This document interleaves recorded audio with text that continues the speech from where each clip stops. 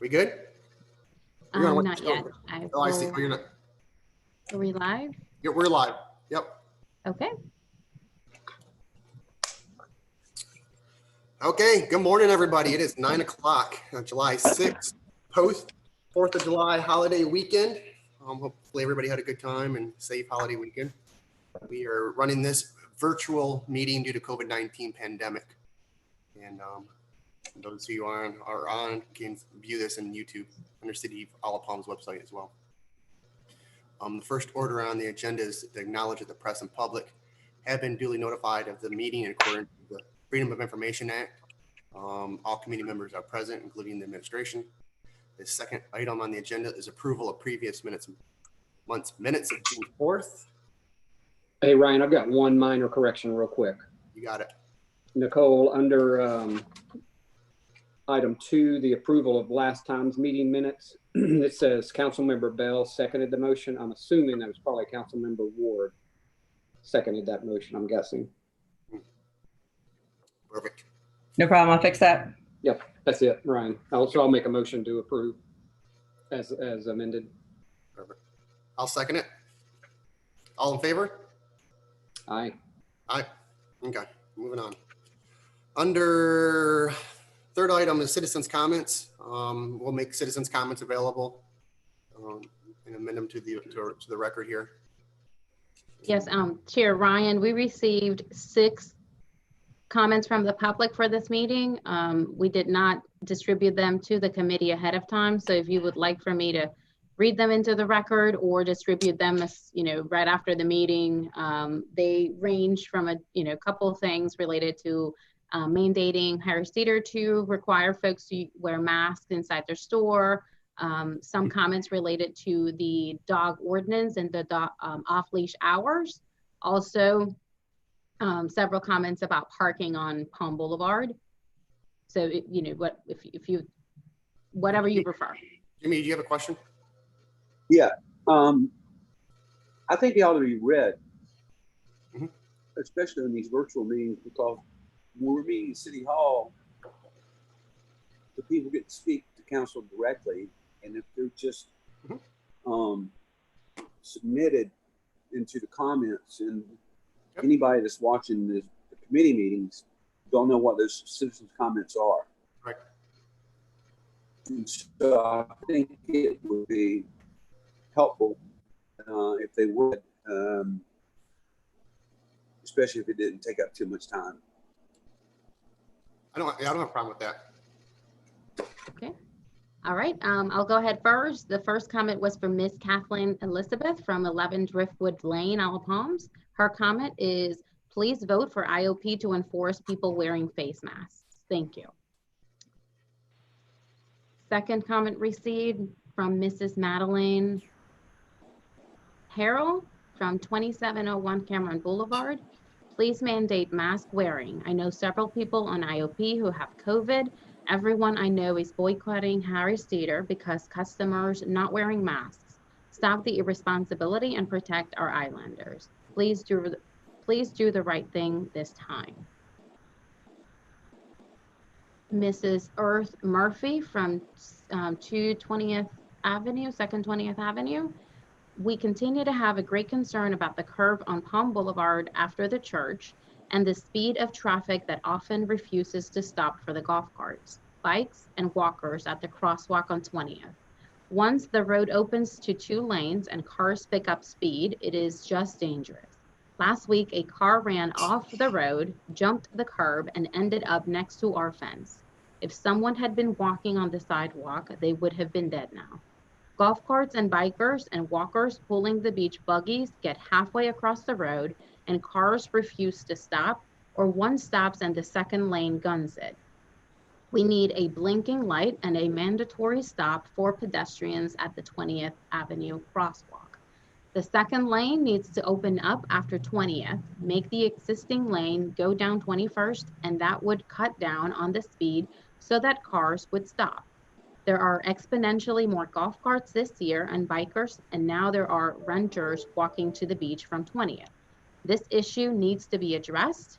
must be addressed before there is a serious accident. We watch near misses happen every day. Okay. James Smiley, 16 48th Avenue, Isle of Palms. Dear Public Safety Committee, for me, one of the best things about the Isle of Palms is that it is a dog-friendly community. My daily routine has always involved a daily early morning off-leash walk or run on the beach with my dogs. I do not want to lose that privilege or have it in any way restricted or abridged. However, I do realize that recently there have been problems associated with loose dogs on the public beach who were not under the control of their owners. I also understand that not all beach goers share my love for dogs, and some would prefer to ban dogs on the beach altogether. I don't have a solution for satisfying the latter group of beachgoers, but I would like to suggest a plan that might satisfy almost all of the rest of us.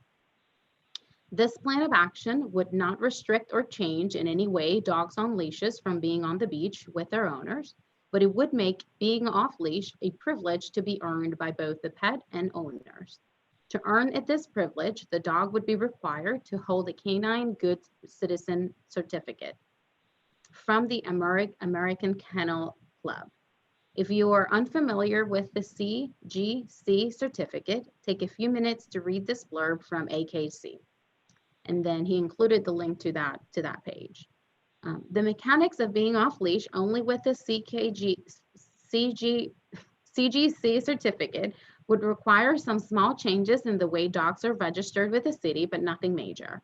I would suggest that all owners who want to have their dogs off leash on the beach during the prescribed off leash hours would need to register their dogs with the city, showing not only proof of rabies vaccination, but also proof of the certification of the CDC designation. The owner would then be issued a bright yellow or some other easily seen color tag, which would be required to be worn by the dog. Since presently we do not require registration of dogs with the city, only those owners who wish their dogs to be allowed off leash on the beach would be affected. This registration would be required for all off-leash dogs on the beach, whether the dog is locally owned by a resident or owned by a visitor to the island.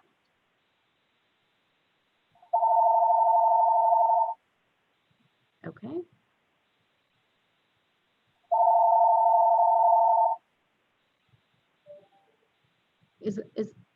Okay. Two more. Rusty Williamson, 606 Carolina Boulevard, Isle of Palms. Good morning, all. I would like to express my concerns regarding the staffing situation with the BSO program for IOP. We currently have no real experience with the current staff. No one over the age of 25. I realize that everyone needs a chance to start somewhere. However, we currently have no lead BSO officer. We have lost experienced people to other municipalities, and we have lost personnel due to strife in the workplace. It is my hope that IOPPD find a way to bring in a seasoned individual to help guide the newcomers in this program. And then Cindy Lee from 23rd, 25th Avenue. I am in favor of eliminating or dramatically reducing parking on the land side of Palm Boulevard until such time as we can get blinking signals at the crosswalks with buttons for pedestrians to control a stop signal. I would also like to see the return of the weekly police report of crime statistics on IOP. And that is all, Chair.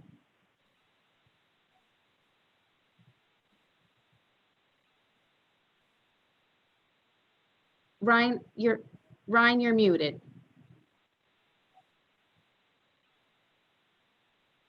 Perfect, sorry.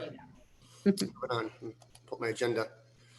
Old business, discussion of regarding the managed beach parking plan, implementing paid parking in the designated public beach parking zones, including existing unregulated areas adjacent to the rec center.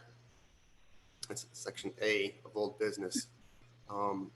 Desiree, I don't know if you want to, and I'm sure everybody had the opportunity to go through and look at the, pull it back up here, the plan, the PDF, and there we go, of the managed beach parking plan.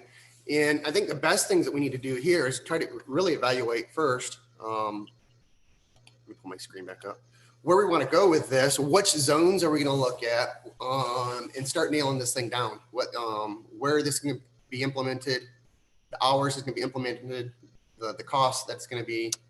And so, we're a new budget year. We can go ahead and get all the materials for this stuff purchased and start get moving forward on it. Desiree?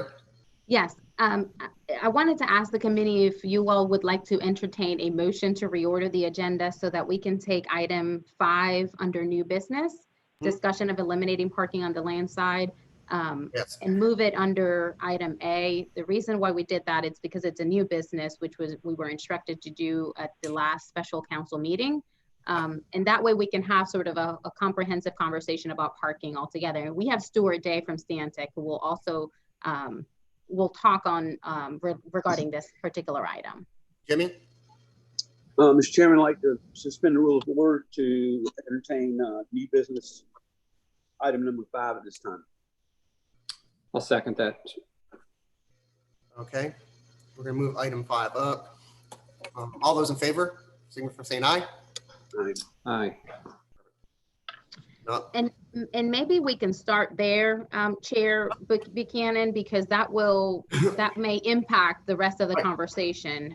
So I'm going to pull up a drawing, a graphic that Stantec prepared for us, and then I'm going to let Stuart and the two of us will kind of go through the logistics and some of the information that we've received for our conversations and a meeting that we also had with DHEC. From the staff from OCRM about the Beachfront Management Act. As you all know, we update every year a local comprehensive beach management parking plan to prove and provide just examples of how the city meets the full and complete beach access definition for the island. And when we were instructed to look at the elimination of the landside of parking on the land side of Palm between 20th and 44th, obviously one of the biggest concerns is, will the city continue to maintain that definition that allows the city to be eligible for state and federal grant funding for beach renourishment? So we had a meeting with DHEC. We went through the logistics and went through what it would look like in terms of parking numbers in that area should the city decide to eliminate landside parking due to public safety concerns. So I'll let Stuart talk of how we came to that analysis, and then we'll share with you some of the information that we received from DHEC after that. Okay, thank you. All right. Thanks, Stuart. Can everyone hear me? Yes, sir. All right. I'm going to share my screen real quick to kind of go through a couple of the items to make sure everyone's on the same page. So if you would, hopefully this will work. Let me know if you can see my screen right now. I've got a Word document open. Oh, yeah. Good deal. Okay, so this is the table from the DHEC Public Beach Management, and it describes what is necessary for various facility types. And it starts with the lowest being public access point, which covers 1/8 of a mile on the beach on either side. And so what that needs is trash receptacle, an improved surface, signage, and parking for on-street for 6 vehicles. Then there's local public access, which is basically the same things, but 10 vehicles. And then there's neighborhood public, but that's 25. And then there's community park, which is 75, and regional, which is 150. And a few other things with those last two. But what you end up seeing when you kind of map out all of the access points on the island, and forgive me, this is a little bit old, but this graphic, can everyone see this? This is an aerial with sort of pink circles on it. What this shows is sort of over here on the Breach Inlet side. We don't have the new Breach Inlet parking with improved all of that. That would count, I think, as a neighborhood public access on this end. So that would cover the whole south end of the island. Mm-hmm. But this smaller circle is a public access point, which covers 1/8 of a mile. And these are to scale, these pink circles are. So you can see kind of how much 6 parking spots on the street would access the beach. And then this next size up is the local public access, which is a quarter-mile coverage or 10 parking spots equivalent. And then you have the neighborhood parks and the county parks. So you can, or the regional park that shows how much coverage there is from just the regional park. So right here where my cursor is, this is 21st and this is 41st, which this is kind of the area in question. As you can see, really the regional public access park covers basically the first half of Palm Boulevard, basically. And then the remaining piece of Palm Boulevard in question has a lot of overlap with the number of access points. And then you get further past 41st and you can see that the number of, the overlap still exists, but it's not quite as great. All right, so what we've done is we've put this into MicroStation, which is just a computer software that you can draw in. It's kind of like an AutoCAD. But this is that same graphic. I've just turned off the aerial for it to operate quicker. So you can see the same sort of pink circles, that type of thing. And then what I've done is I've also isolated in, let me see. Give me 1 second. It was working up until I got on Zoom, but let me remove all of these pink circles real quick and move them to the side just so I can show what I want to look at. But if I move these off the island, and then I'm going to move all of these onto the island, what this is going to show is essentially all of the access points. And so basically you have 18 access points between 21st and 41st, which are these little circles I just did to kind of represent where all the access points are. And because of the way that the parking is structured, really, if you had 10 parking spots per access point, you would only need 7 in order to cover this whole area of the beach. Does that make sense to everyone so far? Mm-hmm. So what I did was I went back and added the number of parallel parking spots and did 1 to 10 for each access point. And basically, all of these 18 access points, all except the last 2, would easily have 10 parking spots available to them within the DHEC requirement. With that being said, what our discussions with DHEC showed was these last 2, they could have 6 parking spots, which would make them have that quarter-mile cover or eighth of a mile coverage instead of a quarter mile. So they could still be access points that counted. But even if they were eliminated completely, DHEC said based on the coverage that's north of 41st and south of 41st, that would be sufficient beach parking to cover the requirements of DHEC. So does that make sense? I'm going to stop sharing now so everyone can get their meeting back, but feel free. I'll be happy to open up anything again or have questions.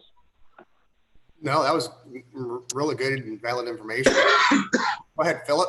Hey, Stuart, real quick, are the number of access points a requirement, or is that just how we've kind of laid it out over the years? No, the number of access points are not a requirement. It's just that's the way it's laid out over the number of years. And according to DHEC, you just need to have enough to cover the beach access plan, which clearly y'all have supplemental to that. Yeah, thank you. Jimmy, you have anything? No. Okay, looks good. Okay, Desiree?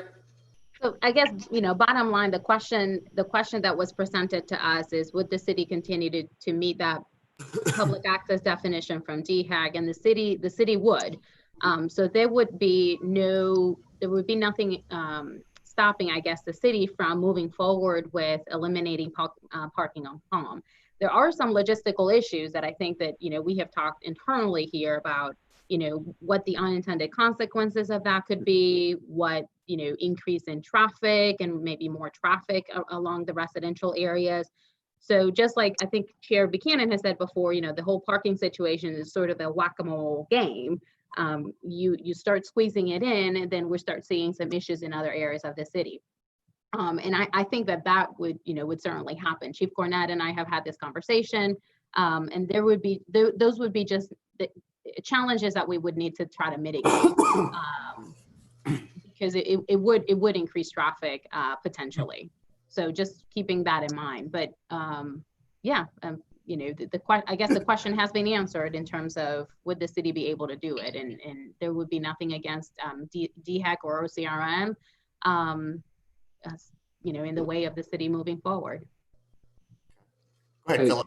Ryan, sorry, one more, and this is probably a history lesson for me, nobody else, but I guess, have we just over the years accumulated all this parking more than what's required? Just trying to be a good neighbor citizen, or what, has there been a conscious effort around all that? Anybody have history lesson on that? You know, I haven't been here that long, but I think that the whole parking situation has been years in the making. And before, the city didn't regulate anything, and that created a significant impact in the residential community. And I think we're one of the few beach municipalities that have a very you know, a comprehensive managed beach parking plan that it tries to reduce the impact on residential communities and segregate that parking closer to the beach. But, you know, I don't know if it was a concerted effort at you know, providing more and increasing public access to the beach.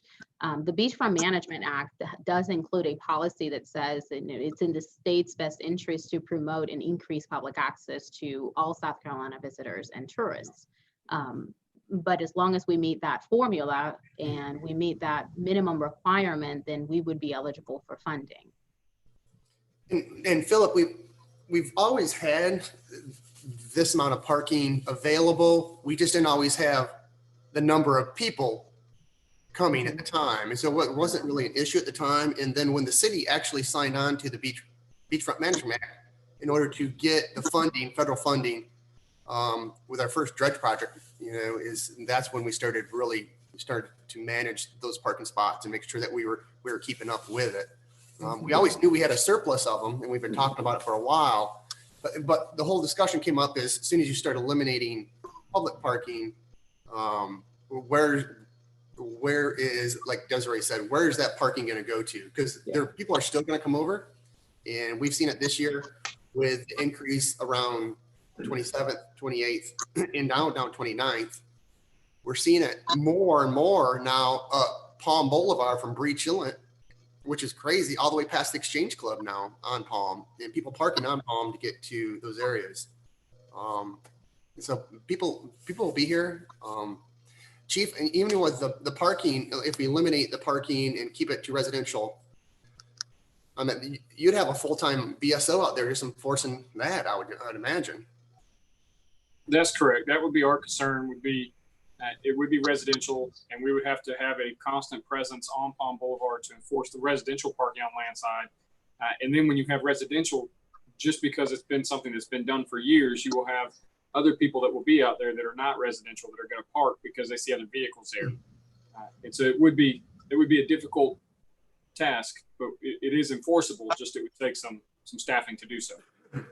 I guess my concern with not concern, but what I would say with making it residential is if the reason why we're looking at eliminating parking on the land side of Palm is concerns with people crossing the street and vehicles, you know, driving 35 miles an hour, and you have kids and you have the boogie and you're trying to look on both sides of the road, then, you know, no parking would make sense because you're trying to eliminate that, you know, that movement. So if it's safe for residents to park, why isn't safe for other people to park on the land side of Palm?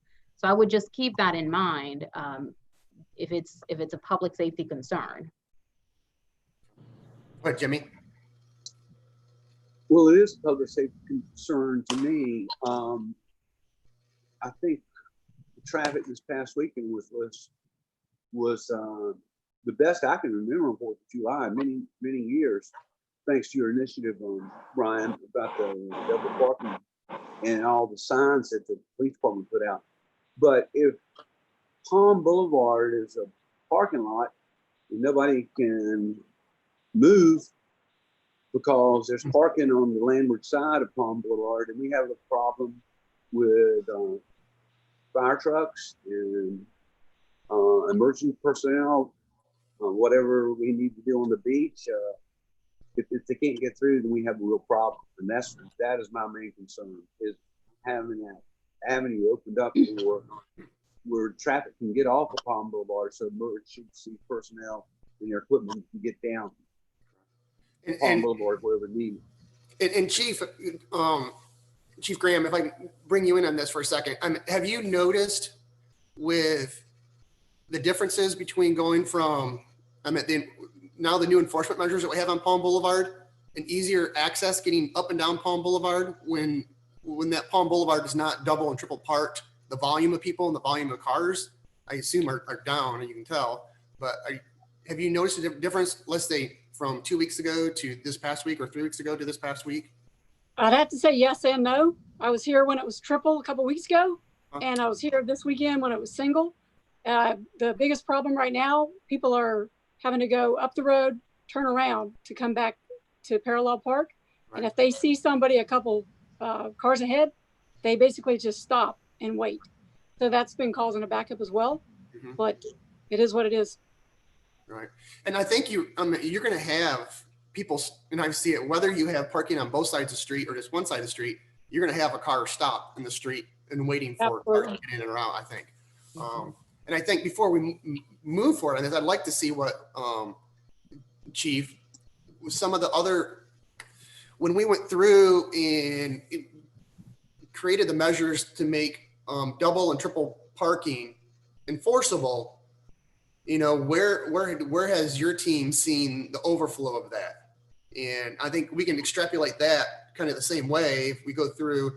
I'm just saying, no matter what we do, but if we were to move forward and eliminate public parking on that one side, could you see even more of that, or where do you foresee a lot of that overflow parking going to, back into the neighborhoods?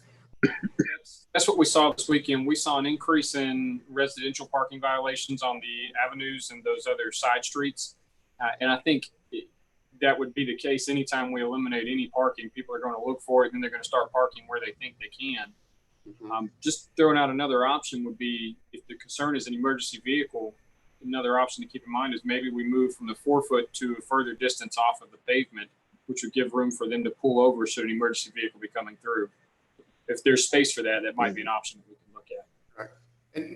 And I've discussed that previously, because obviously we have a large right of way there on both sides. I think on the landward side of Palm, it wouldn't be a problem. On the ocean side, you start getting to some of the encroachments, but I think it's still possible.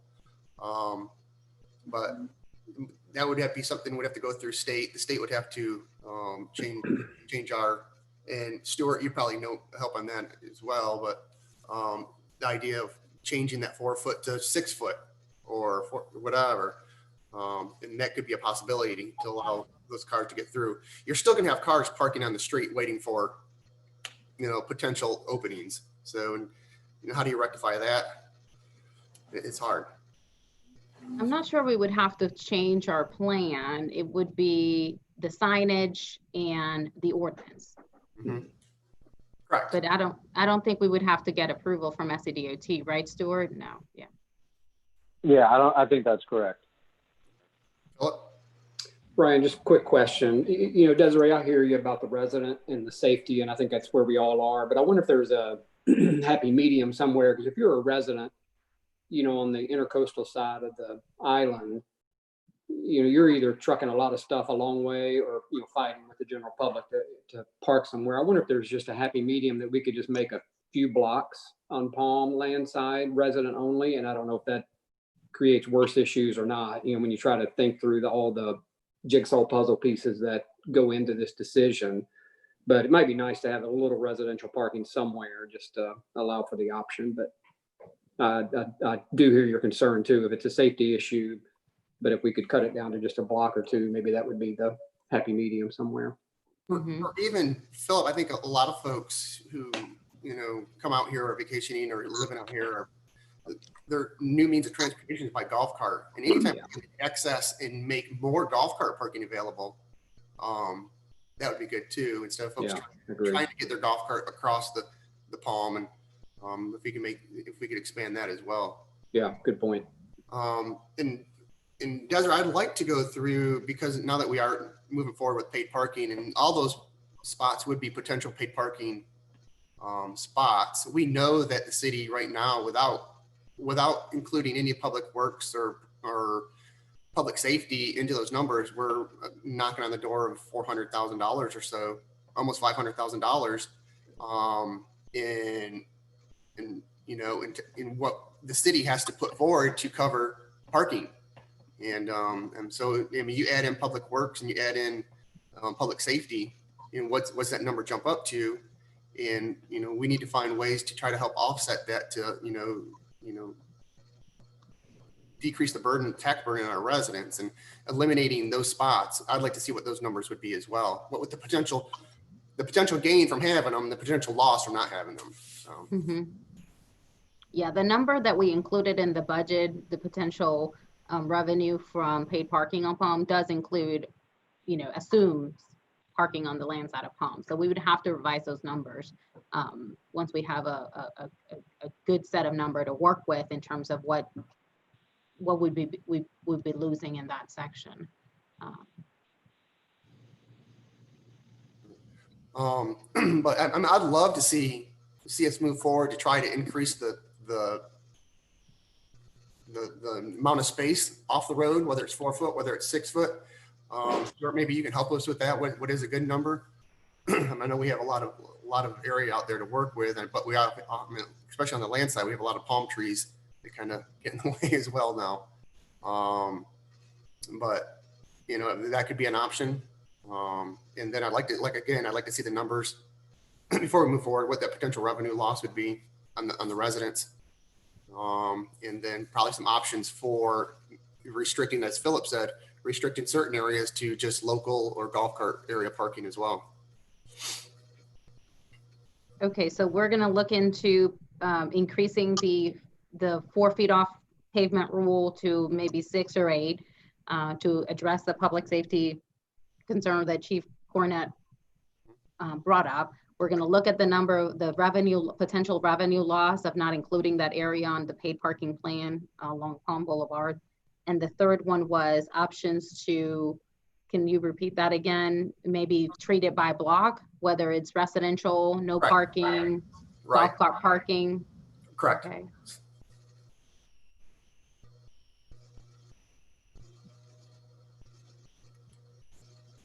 Right. We can work on that. Jimmy, do you want to add anything to this? No, I'll be interested in seeing the numbers when they come back. But again, I'm just worried about emergency vehicles and the safety aspect of this plan. Right. And with that, I think because we have the room on Palm Boulevard to get people off the side, get off the road more. I think this is it could be a better option, because if we were to eliminate the parking on that Palm Boulevard side, and who knows, we may still move forward with it. If we eliminate public parking, that traffic is going to move to the side streets, and there is no room for those cars to get off on the side streets. And Chief, would you agree with that? Or Chief Graham? In order for fire trucks to get up and down the avenues, and if you have cars parked on the road or right on it, I would assume that'd probably be more difficult than cars parked 8 foot off the road on Palm. All right, 8 foot sounds great. Perfect. And that may be possible on the land side. The Right. ocean side, it's a little bit tighter. So we'd have to make sure that whatever number we use, it's doable on both sides Correct. of Palm. Correct. I agree. And some of the issues that we're having with our shoulder stabilization right now. Just from the flooding, and hopefully DHEC is going to, I know that'll be our problem to solve in the future, but right now it's an issue where it's eliminating parking for folks.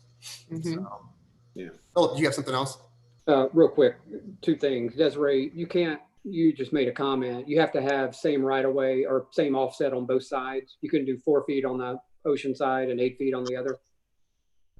I guess it may not be a question of could, but maybe should we? Stuart, do you have any thoughts on that from an traffic engineering perspective?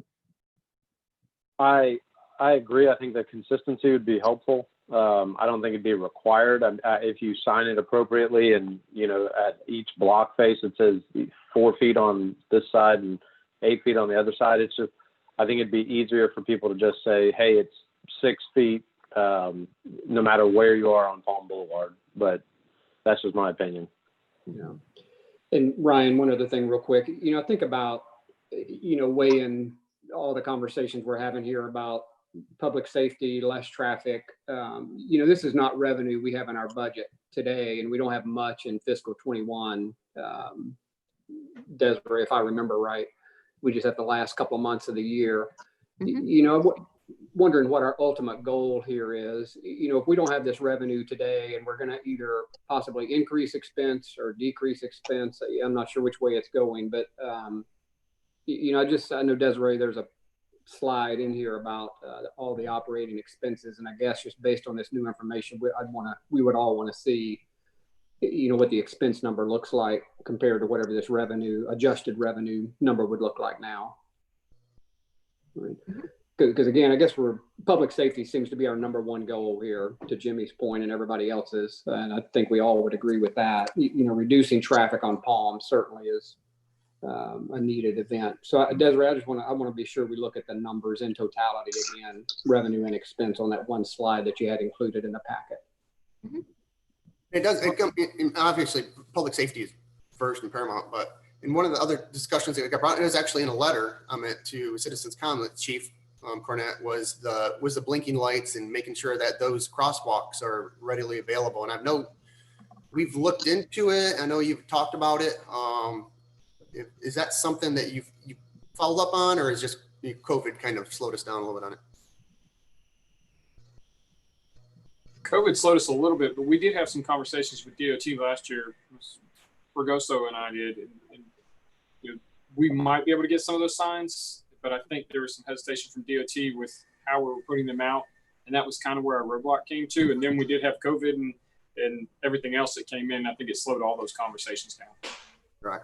And I know COVID slowed us down. And I think that's one of the things that DOT, one of the other letters that we got was folks who were concerned about the traffic, and in front of Harris Teeter up to 21st Avenue. And, I asked at one time the DOT come out and evaluate the traffic there, try to lower the speed limits in that area. And they, come out in the middle of December when there's nobody here and evaluate it. But, and we've talked about trying to get them back out and reevaluate it, because getting in and out of the Harris Teeter and that parking lot in the Sea Island Shopping Center, and speed limit is still 35 through there. And it's, while there may not have been any accidents per se, there's, like they said, there's been a lot of close calls at the crosswalk, and we still need to address that. Still have another need to find ways to make those crosswalks more visible to automobiles. And I don't understand. And what gets me is you can drive through other communities throughout South Carolina, and I don't know how some of them get away with having these blinking crosswalks in some communities, and we have a problem with with DOT not allowing it. And I don't know if it's just communities taking it on themselves, saying we're going to go ahead and do this, or they're actually getting permission from DOT and doing it. So I'd really like to twist their arm a little bit on this. Yeah. Go ahead, Hey, Bill. Ryan, sorry, one more thing real quick. And Stuart, I think your company probably did this presentation a number of years ago, this grand Palm Boulevard idea that had really nice bike lanes and wide and dedicated crosswalks. I think that's probably 2013, 2014, somewhere in there that you guys had done that presentation, or somebody had, to the city. Ryan, I know that's a big ticket wish list item, I'm sure. But if you could resurrect that look, Yes. I think that would solve a lot of some of our problems anyway. And this would be a step towards that, certainly. I think it would. And to have dedicated bike lanes, and I've talked about this for a while, is to have that side, have the road bed, have a dedicated bike lane, have a dedicated sidewalk, and have dedicated parking in both areas. The problem with that, it needs to be streetscaped. I don't want it to look like a landing strip or anything like that. So, Well, and that proposed plan looked really nice in the sketch, so maybe worth a revisit at some point. it will. And then moving forward with a paid parking plan will actually help to put revenue money aside to help cover those costs too. Yeah. For improvements. Okay. Any other questions? Concerns? Well, I think that there are still some things that we need to discuss, that we need some direction on. Obviously, in terms of the location of the paid parking, there's some questions about, land side of Palm Boulevard, and we'll look into that. I wrote down some of the instructions and the assignments for staff today. But we also need to talk about. Correct. I was just talking, finishing up with the elimination or Oh. non-elimination of Palm. So yeah. Okay. So now we can move on to other sections if we need to. But go ahead, Desiree. All right. So the other topic that we need to discuss is the days and the times of enforcement. Do we want to make it consistent to when the times and the times and hours we enforce parking on Front Beach? Do we want to change those hours? Currently, it's 8 a.m. to 8 p.m. The residential district regulations are 9 a.m. to 6 p.m. So if we can talk a little bit about that. We obviously suggest a consistent approach either way on both sides. It's obviously going to be a lot better for education and for people to understand and avoid some confusion. But we need to talk a little bit about that. So I don't know if anybody has any thoughts. As Stuart said previously, anytime you have consistency throughout a area, it's going to it'll function a lot better, and there's no questions. So I think we need to do that, whether it's we follow the same signage as our residential parking.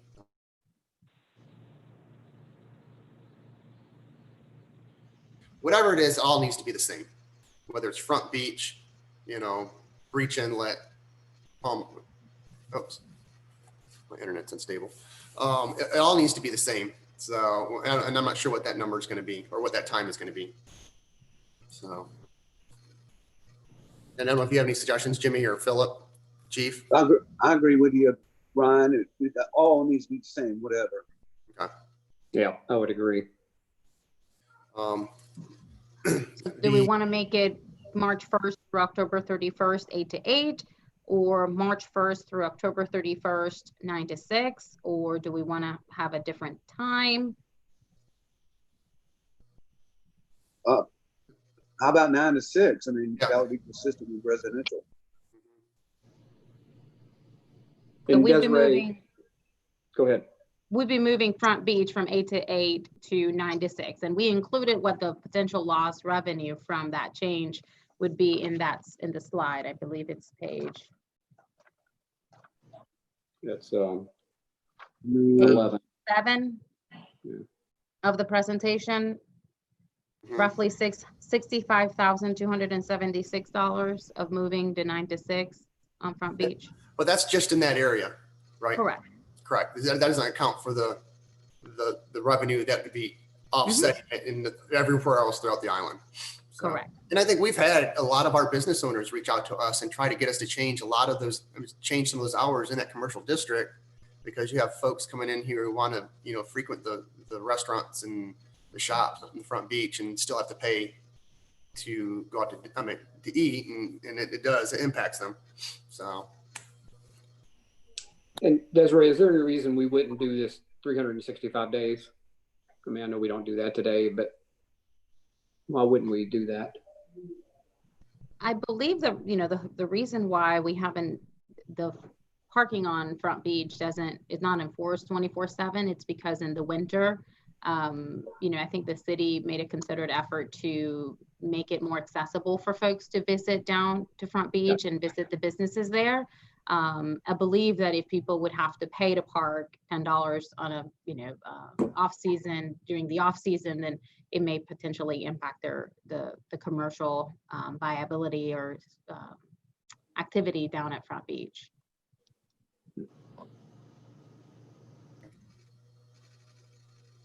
And I think as with everything else, I think this is fluid. In those start dates and end dates, may be adjusted as well. Moving forward, and we may end up adjusting it just because while we have seasonal traffic, our seasonal traffic is becoming year-round traffic now, and but okay. Desiree? So the recommendation is to make the days and times of enforcement consistent to March 1st through October 31st between 9 a.m. to 6 p.m. Correct. Okay. And the enforcement areas would be all public parking areas.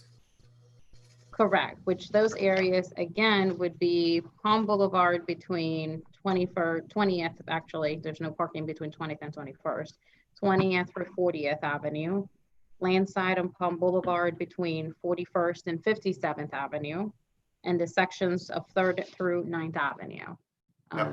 We also, in terms of the location, I know we skipped that because we had some questions about the landside of Palm Boulevard, but we also presented a proposal to include the Breach Inlet parking lot, which currently accommodates about 20 parking spaces. It's not regulated right now, but it could be included in the beach parking zone. Therefore, it would, the same regulations would apply for paid parking, should that be the case. And then the other area is, which we also have on the agenda, it's the area adjacent to the rec center, whether or not to include that in the residential district or not, or leave it unregulated. Okay. And with that area of Jimmy, do you have something?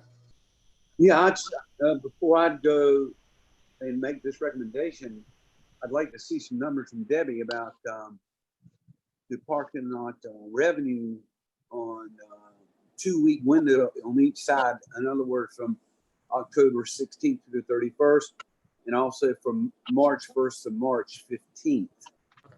And I know there's been some concerns with the business community down there about those 4 weeks, how much revenue we would lose if we did not enforce or did not have the regulations in effect at that time. We want to And get the I've called with number. Debbie before, and I think she can get us those numbers. I think we have that, Jimmy. I think we've done that before, so I'll pull it up and send it to you all. So we'd be looking at the revenue generated between March 1st and March 15th, and the revenue October generated. 16th, from October 16th to the 31st. Okay. And I know we've talked about, Desiree, working with somebody to try to redraw. Just a second here. Helps.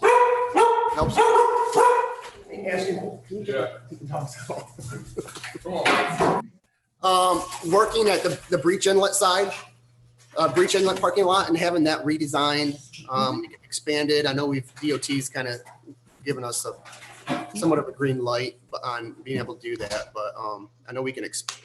Right now, it's just kind of that in itself was kind of fluid. It just kind of came together. Parking became just kind of wherever people would fit. And I think if it's redesigned, it can fit more people safely, because right now it's just kind of packed in there. Okay. Okay.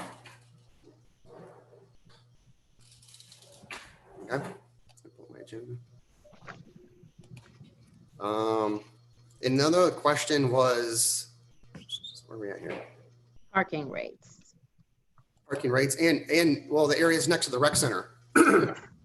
So that one's going to be a little bit more difficult. Like we said, anytime you have start regulating parking anywhere, like I said before, it's a whack-a-mole, and those parking spots have filled up quite a bit. But there's only a limited number as well. So I'm not quite sure what to do there, because we have so many functions that are going on there that are non-residential. So we have folks coming over to utilize the tennis courts. We have folks coming over to utilize the basketball courts. We have folks coming to utilize whatever. I don't know if we can get them to pay to park, although we can, but I'm not sure if that's what we want to do. What about adding the area between 27th and 29th on Hartnett to the residential district? And whenever the city has an event, we could, the same way that we cover the kiosks down at Front Beach during the off season, those could be covered, and then it would be available to everybody else. Yeah. Then there would be dedicated recreation department only parking on 28th Avenue adjacent to the building, and then on 27th adjacent to the softball field. Yeah, I don't have an issue with that as well. So Chief Cornett, do you have any thoughts on that? I think that would work. I'm thinking about it. We could easily cover the signs when we're off season or when just like we do in the front beach. It's easy to do. I don't see any enforcement issues with it either. As long as we just understand it to be enforced as best as we can make it happen and as fairly as possible. Jimmy?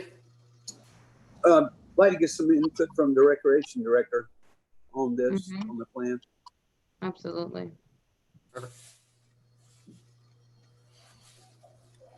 Okay. Next item is we have our fees. Is that what we're on to, Desiree? Yes, sir. Rates, parking rates. Rates. And let me pull up my thing. Look at my agenda here. What do we have in here? Page 6, I'm sorry, page 8 of the PowerPoint presentation includes the existing parking rates on Front Beach. Okay.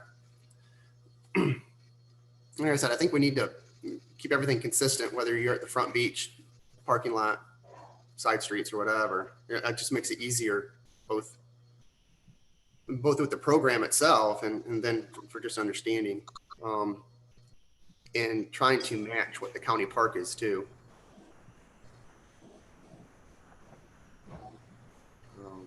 What about a seasonal pass for non-residents? That has been brought up before by, I know a council member has brought it up to me before about the city considering having a cap of passes that could be available, very similar to the way that we provide seasonal parking passes on Front Beach for the employees that work in the district, or off-island folks that may want to buy a seasonal pass, and we can have a cap.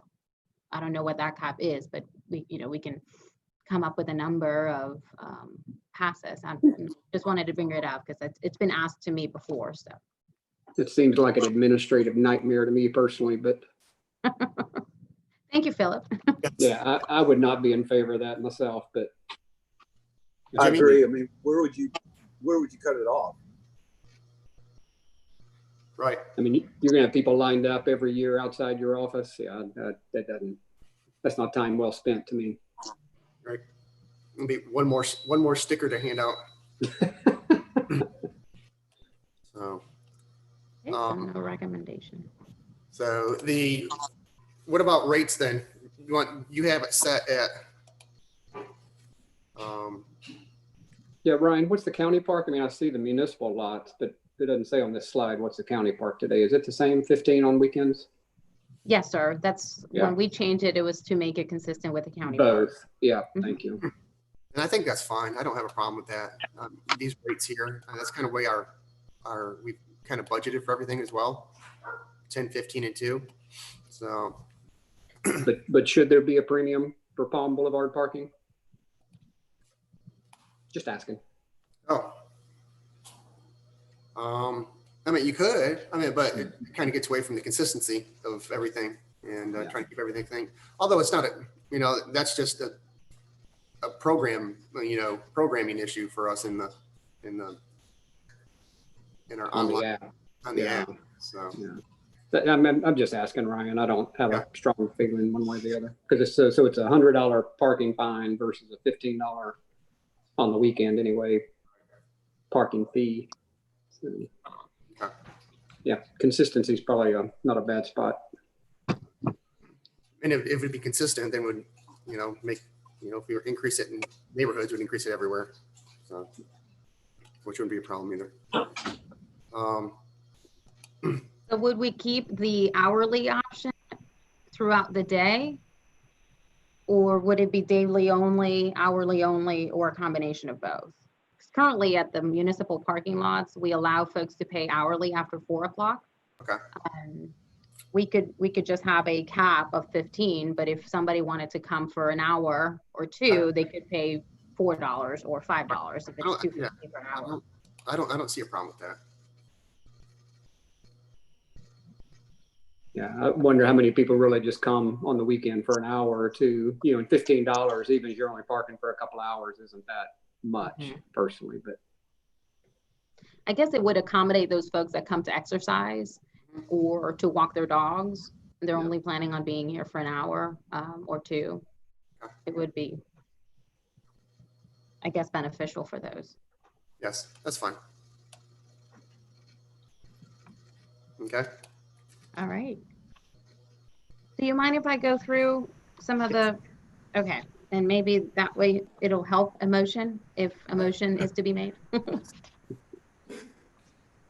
Okay, so in terms of the location, we're looking at both sides of Palm Boulevard. As of right now, we're still looking and doing some research on the land side of Palm, so no decision on that end. But it would include all of the existing right-of-way beach parking zones currently that are free. And it would also include the Breach Inlet parking lot. The right-of-way on Hartnett between 27th and 29th would be added to the residential district zone. The enforcement hours, we're looking at consistency between the front beach parking and residential district. And it sounds like folks are leaning towards March 1st through October 31st, 9 to 6, but we're also going to look at the numbers, the potential revenue loss if the city moved that from March 15th through October 15th, and eliminate 2 weeks on each end. And then the rates, it would be daily, hourly. It would be a combination of daily and hourly, consistent with the existing rates on Front Beach, and no recommendation to include a seasonal pass for non-residents.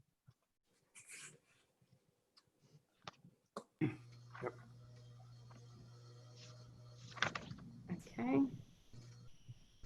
Did that cover? Yep. Okay. And it would cover the areas of Palm Boulevard that we talked about also, from Mhm. Breach Inlet up to just that whole strip. Okay. Correct.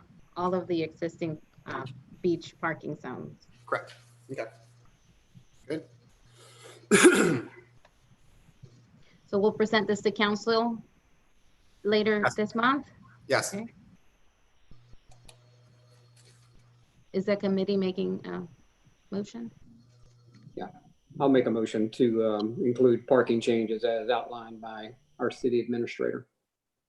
Second. Perfect. All those in favor? Aye. Aye. Against? Perfect. We'll take that. We'll report that to city council. And I'm excited to see some of the other numbers come out of it as well. Mhm. Update on. Okay, I think we're good. I think Stuart, I don't, there's nothing else here for Stuart, right? Or No, thank you, Stuart, so much for Yeah. coming. Thank you, Stuart. All right. for showing Thanks up. for having me. No, you got it, brother. Thanks, man. Moving on to still old business, update on public safety rehabilitation. It's looking good down there. I like the color of the building. Me too. Yes, it's Yeah. moving along. We're still on budget, on schedule, looking at wrapping it up by November. I wasn't able to participate in last week's update and status meeting in its entirety. So I've asked Chief Graham to provide you all with an update on where the crews are right now and what's next. Sounds good. The crew's doing a great job working together, and they're keeping us informed every step of the way. They're about 50 to 75% finished with the new siding. The paint is going right behind them. They're working on the roof. A lot of the panels and insulation has been removed, and it's ready for the new panels. The roof area and new insulation, waterproofing, there's all kind of things going on at the same time. Jack's doing a great juggling job over here. There's a lot of work going on in the fire apparatus bay and the police apparatus bay. The fire department on the second floor, all the paint's finished. The flooring's ready to go down. It's been selected. Working on the fire alarm system as well. Sparky is almost back together, which is a big hit with the kids. The fire department area on the third floor, the new HVAC is going in.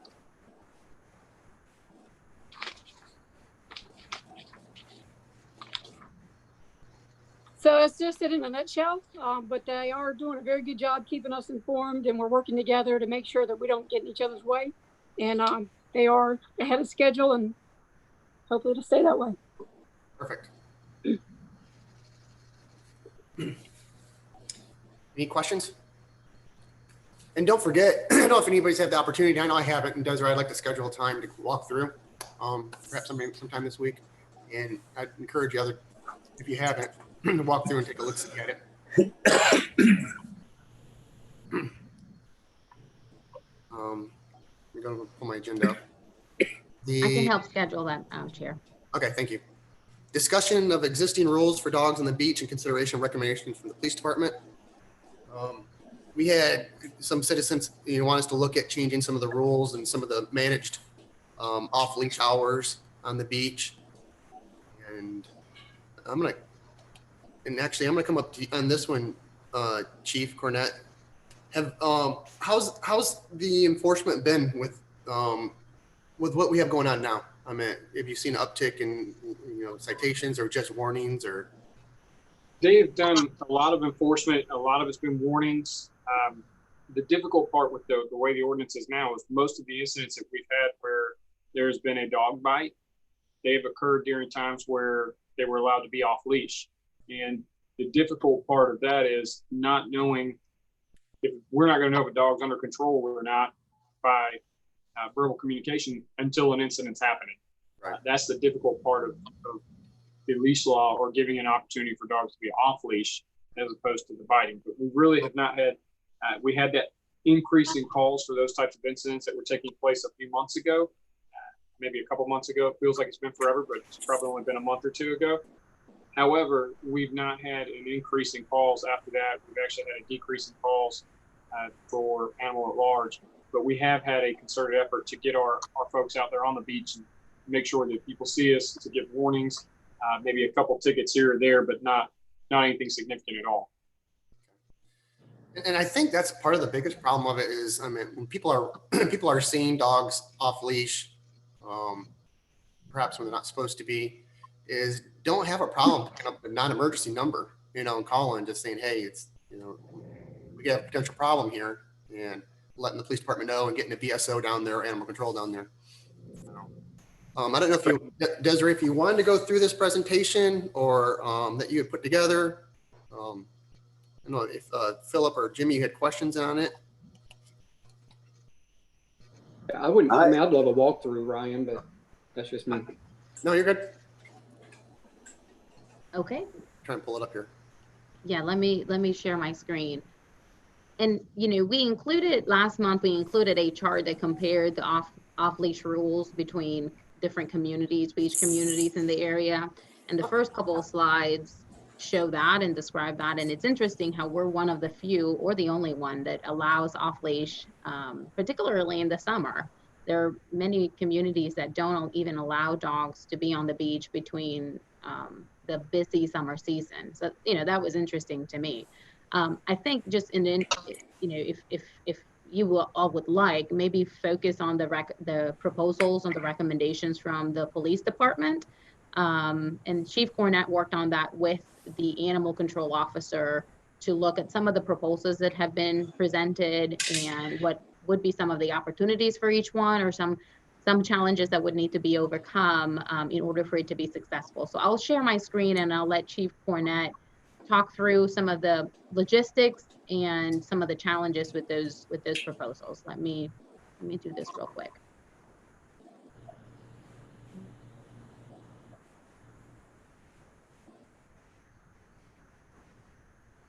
Okay. Can you see my screen? Yep. Okay. Yes. I'm just pulling up the packet here.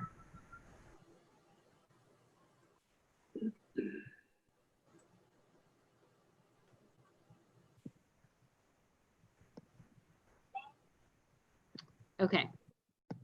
So here you have, the different rules currently in place for different municipalities.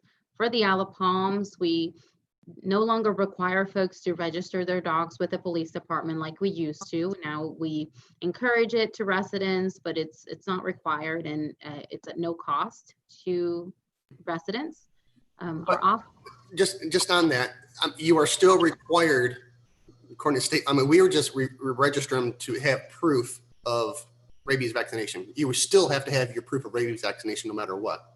Absolutely correct. Dogs would have to have a collar or a metal tag that indicates that they have been properly inoculated, and they should have that at all times. In the past, like you said, we would require proof of that before we issue a registration to keep control of that. But no, we no longer require folks to register with IOPPD. Our off-leash hours are from 5 a.m. to 9 a.m. April 1st through September 14th, and then from in the evenings from 4 to 10 a.m. and in the morning during the off season from September 15th through March 31st.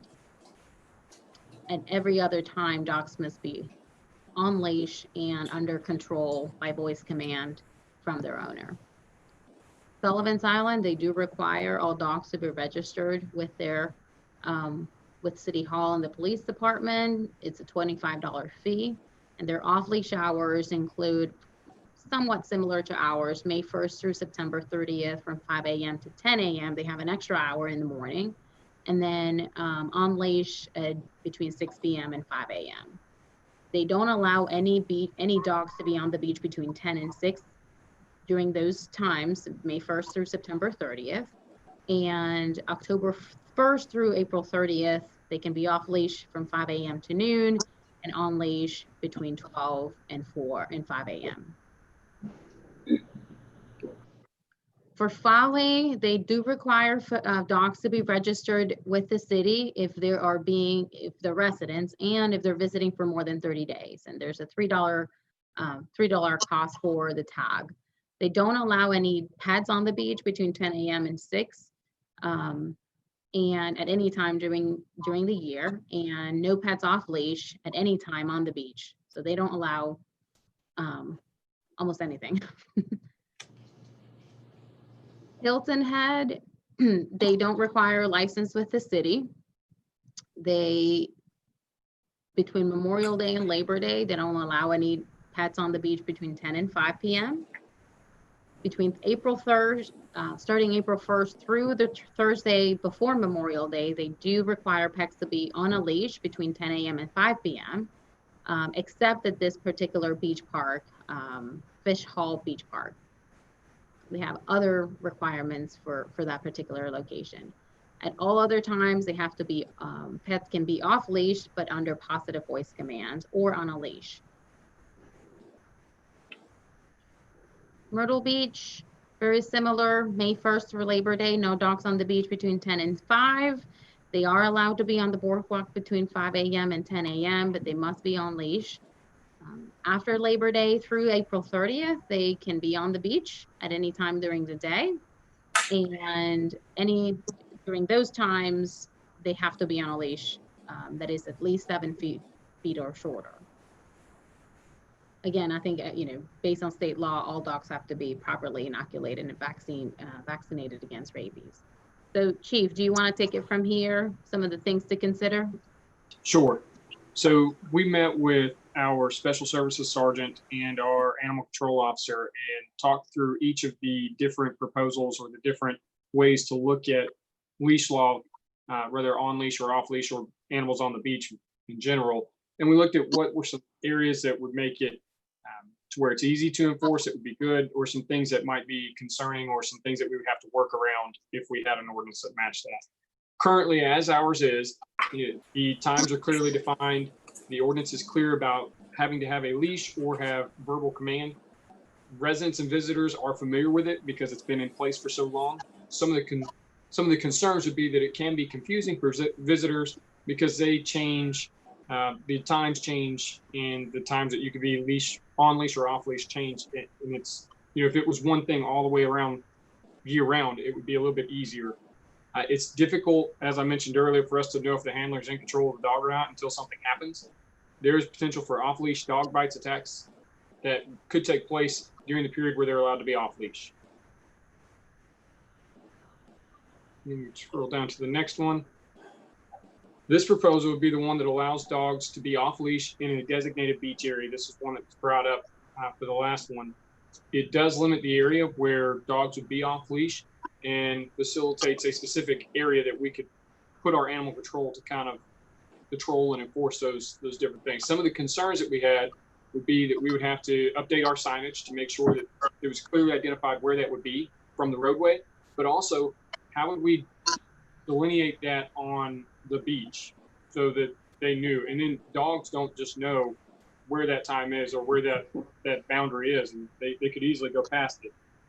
So those would be some of the concerns. Visitors may not want to travel further down the beach, or even residents may not want to go further down the beach to get to the area where that we designate as the off-leash area. Could be concerning because it could generate a large congregation of dogs that are off-leash in one specific area, which could potentially increase territorial disputes among dogs. It'd be basically, we'd be taking a dog park and putting it without a fence out on the beach. And while we haven't had any incidents at the dog park that I'm aware of, it's always something to keep in mind. Some of the areas to consider when we looked at doing that, maybe something north of 50th Avenue and maybe somewhere around 42nd Beach Access Path, or somewhere between 5th and 9th Avenues. Those areas came from our animal control officer saying that they would be the easiest for him to work with if we did that. So proposal to register dogs with the police department that hold an obedience certification and allow them to be off leash on the beach. We recommended if we did that, that it would be a collar that is a bright color that's easy for the animal control officer or an officer to identify.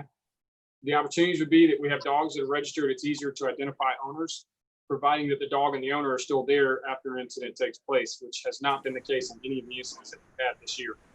The certificate would show that we have a responsible pet owner that has taken the time to train with their dog. The challenges to that are authenticating the obedience training. You know, what if they're making fake ones? How are we supposed to know?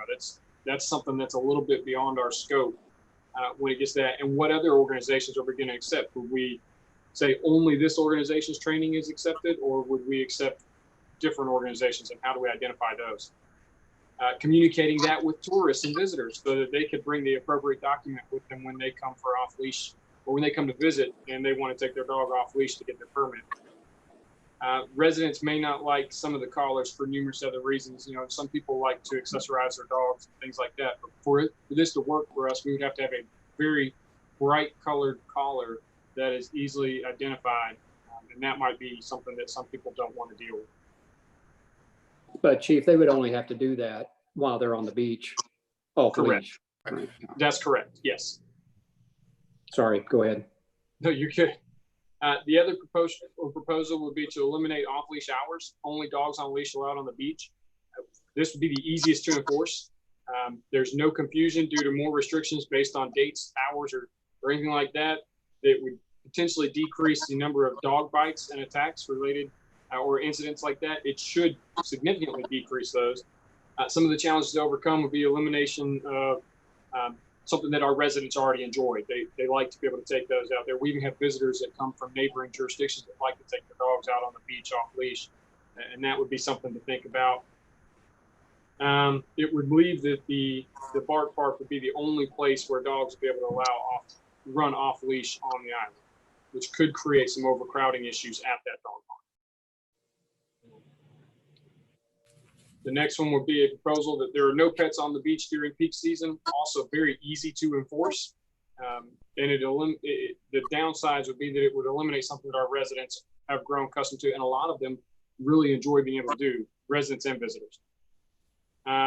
It would only be providing added protection to residents and visitors during certain times of the year, unless we just did it all year round. Next one would be a year-round off-leash set hours. If we did this, it could reduce the confusion because then they're not trying to go, well, it's past this date, now it goes to this time, or it doesn't, and it still allows for those off-leash hours. However, it could encroach on some of the patterns that people have already put in place. You know, certain people get into a pattern where they take their dogs out at certain times, and this could be one of those things that that would impact them. And plus, it may be, you know, a lot of people, when there's less people on the beach, they like to take their dogs out, and it would be limiting them during that time. I think that's it for the presentation. These, again, we went over this with our animal control officer, and he came up with some of the areas that he thought would be easiest to enforce, or some of the concerns that he would have with trying to enforce those different ordinances. Thank you for doing that, Chief. Thanks, Chief.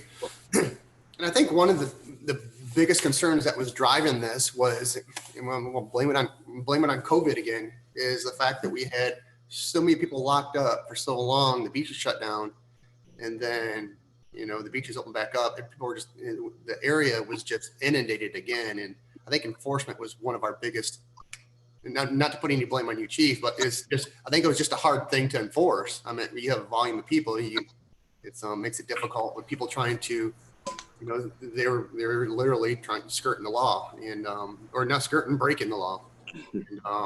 So I think as long as we continue to increase enforcement, increase education, you know, and hopefully, you know, I know the animal control officer is out there and, you know, talking with folks when he's out patrolling the beach and educating those folks out there, making sure they're aware of those. Is he handing out any type of literature when he's out there, Chief, or do we have that available? We do have some available. I don't know that he necessarily carries a lot out with him. He will when he goes to events, but when he stops people on the beach, he takes it more of an educational approach to where he's just educating them on what the laws and the ordinances are and where they can find those different laws and ordinances posted. And that may be an option as well. As I mean, I can sit there and talk with somebody, and then after 10 minutes after they leave, I forgot everything they said. So it's like, what were those hours again? What was those dates again? So if that's something we have available to, you know, hand out, whether it's just a pamphlet or a flyer, and if we're making contact with those folks and they're aware of it, it could be an option. But a lot of times it comes down to education enforcement. Philip? Yeah, is those, Desiree, on those signs that we've installed on the beach pass, are the dog rules on those?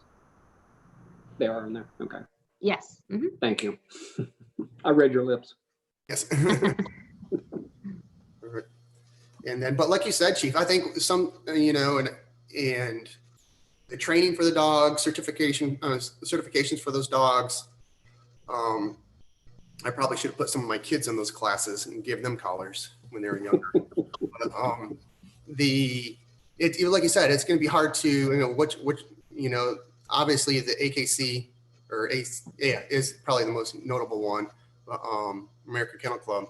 And I think Dr. Smiley had forwarded us information on that as well. But then it comes down, you know, it comes down to enforcement again, and how do we, you know, regulate that? And I really don't want to inundate the police department with, you know, issuing collars and those type of things. We've been down this road before, and this kind of comes up every so many years. And I think some of the best stuff we have is just enforcement and education. Jimmy? I know, Jimmy, you don't have to say anything. I know what you're going to say. I agree with you 100%. It Yeah. comes down to enforcement and education, and otherwise it comes up every few years and just gets people riled up, and I think the rules are working just fine, and appreciate the presentation by the police chief and all hard work, but I'd like to keep it the way it is and concentrate on increased enforcement. And I wouldn't be opposed to raising fines for noncompliance. Thank you. Philip, you have anything? No, I would agree with Jimmy on that. I mean, I feel like we need to be responsive to the other side of this, you know, where there has been altercations, so to speak, and, you know, through increased enforcement and or, you know, education. I mean, that is a response. Now, you know, we're not going to make everybody happy on this one by any stretch, no matter which path we go down, but, you know, some type of change on our part, and if that's enforcement or education, then I think that's being responsive, Brian. Yeah, perfect. Okay, but thank you, Chief, and thank you, Desiree, for putting that information together. And so Very helpful. Yeah. let's and at least, I mean, that's probably one of the best. I'm pulling my screen back up. Jimmy and I have been through this, I don't know half a dozen times already, probably. By far, it was the best presentation that we've had on this, and hopefully we can, put that in a file, and when it comes back up again in 5 years, we can pull it together and we have to do the work. I want to give a shout out to our intern. She worked on that presentation. Perfect. Yeah, very well done. Thank you. Let's move on to we've already did this. Let's move on to our reports. Chief Graham. And I just want to say again, thank you for this weekend. I stopped and talked to, a lot of firefighters and the personnel, and they did a great job. And so they were really, really happy with the way things went this weekend. Good. Okay, you should have the report later this week. We responded to 120 total calls. 26 of those were resident and 94 were non-resident. 54 of those were EMS calls and 20 of those were in Waldoons. We did respond to 3 electrical situations, 1 fire, 3 brush fires, and 31 beach/water calls. The new truck, we finally got the training for the truck. There was a holdup because of the COVID. The truck is in service. And we've been maintaining situational awareness with COVID. Personnel are using appropriate PPE when personal protective equipment when they go on calls. The radio programming should start today. The 95-foot ladder truck is still in progress. It's a little behind schedule, but actually helped us. We should get it in August, but this is a good thing. This way we don't have to house it while we're out of the bay. The refurbishment on engine 2, we anticipated it to be about $300,000. The price has actually gone up some.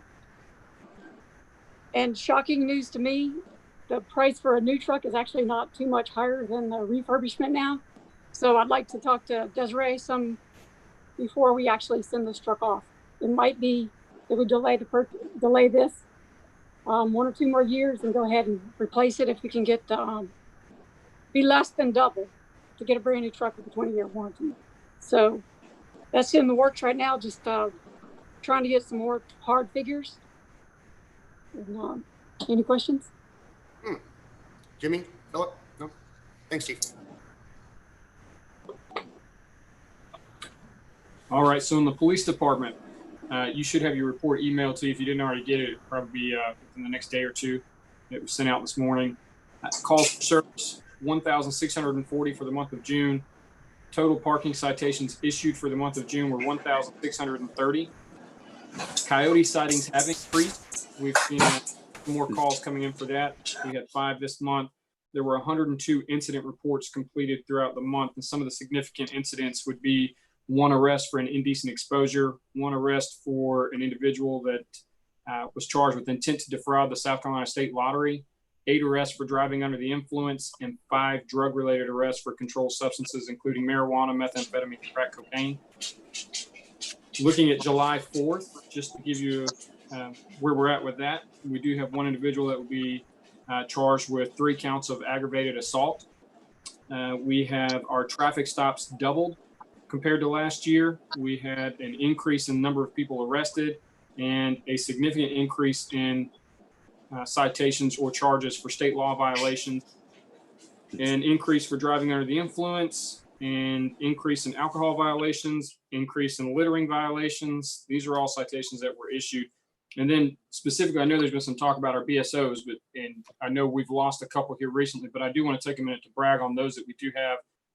They are doing 2 lines down Palm Boulevard now and doing a phenomenal job at making sure that those laws are followed and the signs are in the right place. And their hard work this weekend really kept it managed the way that it was. And I think it was much better than I've seen since I've been here on any busy weekend. And they did so in a manner that increased parking citations compared to last year by 150. So they have 362 just for the weekend, which is 150 more than last year for July 4th. I'm very proud of the work they've done. They're doing fantastic. So some other things I wanted to bring up, there have been some issues that are arising from dispatch, and it's really just one of those things I want to bring to your attention because we are part of the Charleston County Consolidated Dispatch. They are short-staffed, And when they are short-staffed, right now, what it's leading to would be that when people call here and we try to forward a call to dispatch, they're not answering the phones. And that, of course, is a big concern for us. And then there is a significant delay sometimes in or once they've got the call and then putting it out. And so what we've started doing on our end is our communication specialist will answer the phone and they will dispatch information as they see appropriate. It's causing some conflict with dispatch, but my answer to that is my obligation is to the city of Isle of Palms, the residents that live here, people that are visiting here, and the workers that work on this island, not to Charleston County Consolidated Dispatch. So just wanted you to have a heads up that that's going on. We're hoping to work through that with them. Staffing is difficult. Staffing is always difficult in a dispatch realm. So it's nothing negative against them. It's just that's the way it goes. Some of the other things that have come up. I'm sorry. If you're saying it was causing some conflict with dispatch, was it causing conflict with Charleston County Dispatch, the fact that we're dispatching on our own? Correct. They've made some complaints to us that our staff are doing it. And my response has pretty much been that, well, if you're not going to, or if you're too short staffed to be able to do so, we have to get that out in a timely manner. And some of those things that, they don't necessarily need to go to dispatch, like a parking complaint does not need to go to Charleston County. We don't need to waste their time on that if we can send that out to a BSO. But we're working through those conflicts. Just wanted you to be aware that they are going on. Some of the other things, I've had a lot of requests here recently to put a weekly crime blotter out. There's been some talk that we've had that in the past. I don't know if we have or if we haven't, or where council's feelings are with that, or how we proceeded in the past with that. And I was kind of looking for a little bit of guidance from you guys. We've done them in other departments I've worked for, but I just wanted to check with everybody here first. Right, and I'm not sure what they may be looking for. There is an app based something, because it was coming to my email. It was coming to my email so much I actually shut it off. But it gives you all the incidents that were reported within a certain zip code or area, and I'm not sure if if we put that information out there, people can pull that up, and that's public information. But as for I'm not sure what else they're looking for, whether more details on stuff or. I think what they're looking for is we do have raids online, and I use that quite a bit. Yes, that's what it is. Referencing. A lot of places are on board with that, and it's a great tool to remind people that we have. Maybe we can even put a link to that on our city website, and that might help with some of that as well. But I think they were just wanting to know what's going on, what our officers are responding to. That's the information I got from them. We can talk about it again later on. I just kind of wanted to let you know that that's something that's coming up. Some media requests have come out, and they're going to start requesting those, and we have to give them that information when they request it, so we will do that. But just FYI. Yeah, with that raids information out there, that'd help too. So yes, and I'll see if we can't add a link on our website. Okay. Another thing, when we did our neighborhood meetings, I can't remember if I talked about this last month or not. So if I did, forgive me. I just want to make sure I cover it. When we did our neighborhood meetings around the island, one of the biggest concerns we heard were speeding concerns. And with those speeding concerns, we also have a morale issue with have specialized units. And so a recommendation or an idea that I have that could help with that would be to institute, when we're fully staffed, our 2 split shift officers, that we designate those as traffic units. It's not a traffic grant. It doesn't cost us any additional money other than maybe identifying the car as a traffic unit, but something where it will increase morale because we've got these officers that have a little more specialized training. They still respond to other calls, but when they're not on calls, their primary objective is to do traffic enforcement. It helps solve the issue for the concerns from the residents, and it helps with the morale issues that we have here. So as long as there's not any issues with that, once we get fully staffed, I'd like to move forward trying to do that. And that's it on my end, unless you have any questions for me. I don't. I appreciate it. Philip, Jimmy, you good? No, good job, Chiefs.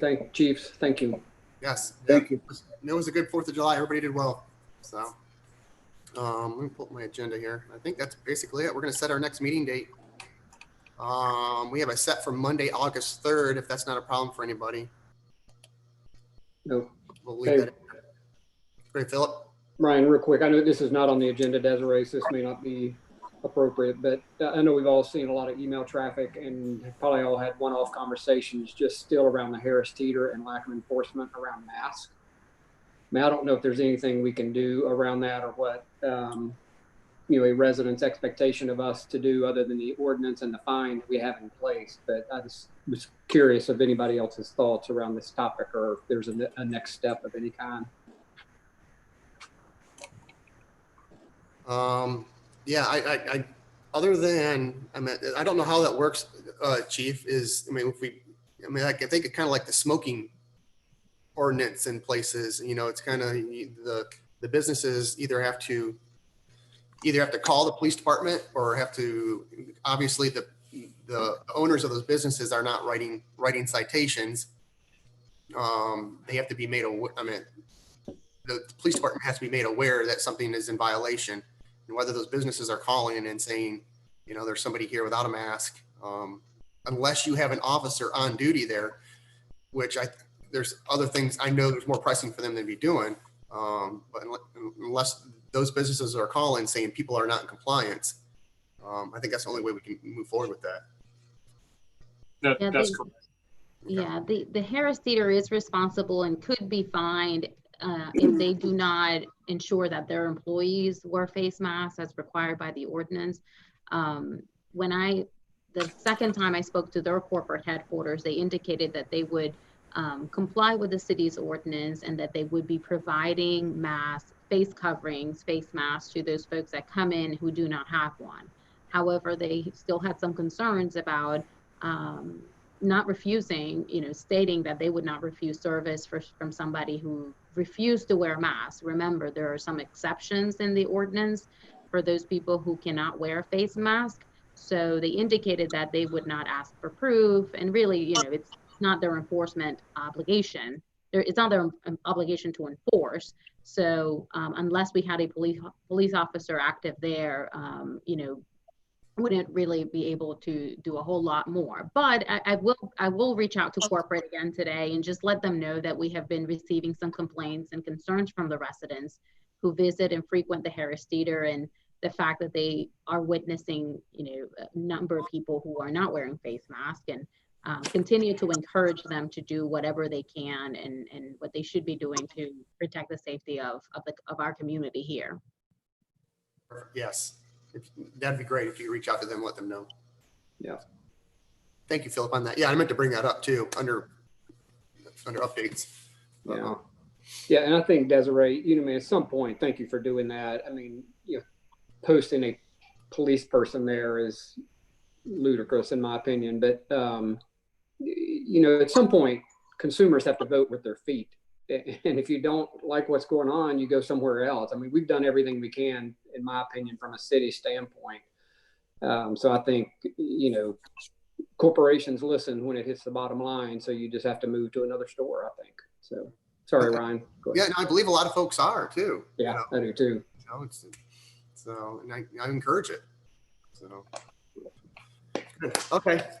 Again, next meeting date was going to be August the 3rd at 9 a.m. If that's not a problem, we'll keep it there. Motion to adjourn. Perfect. Second. All in favor? Aye. Perfect. Thank you, everybody.